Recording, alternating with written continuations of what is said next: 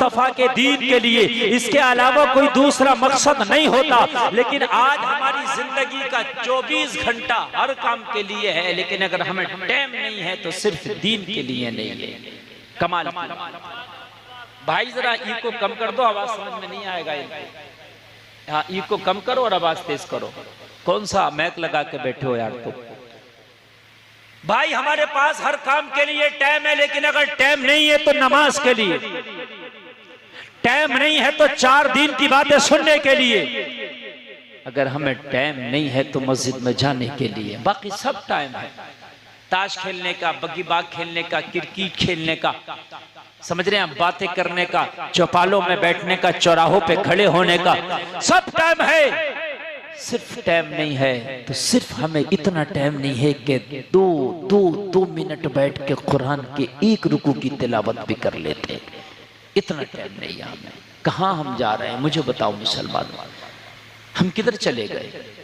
अगर कोई दीन पे चलता है तो उसकी मजाक हम बनाते हैं, ये तो बहुत बड़ा मौलाना हो गया, ये तो बड़ा नेक हो गया।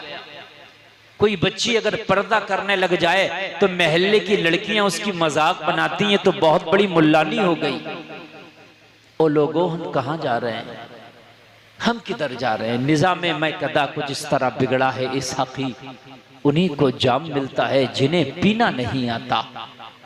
आज जो सही रास्ते पर हैं उनकी मजाक बनाई जाती है, और उनको जो नेक लोग हैं उनके चेहरों पर दाढ़ी है और वो नमाजें पढ़ते हैं, जमाना उन्हें मुल्ला जी कहता है। ओ मुल्ला जी,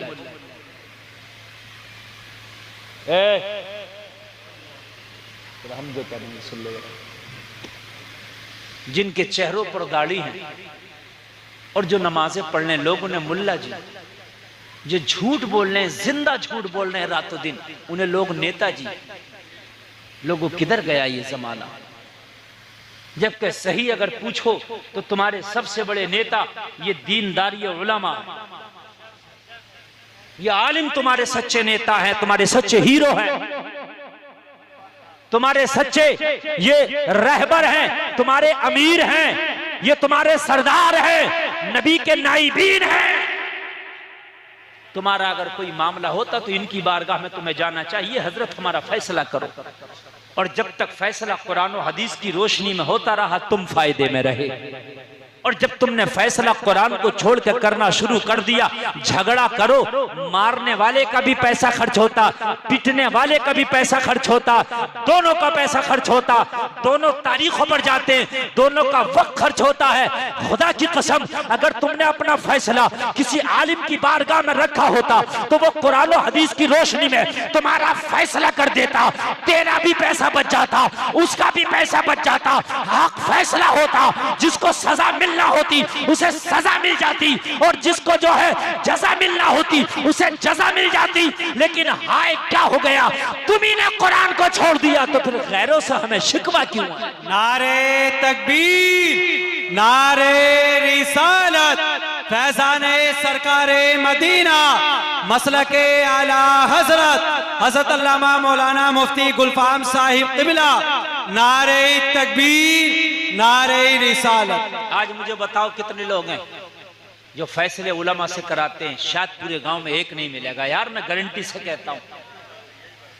इन मौलवियों ने 15 साल पढ़ा होता है, और 15 साल इन्होंने कुछ और नहीं पढ़ा होता, सिर्फ कुरान और हदीस पढ़ा होता है।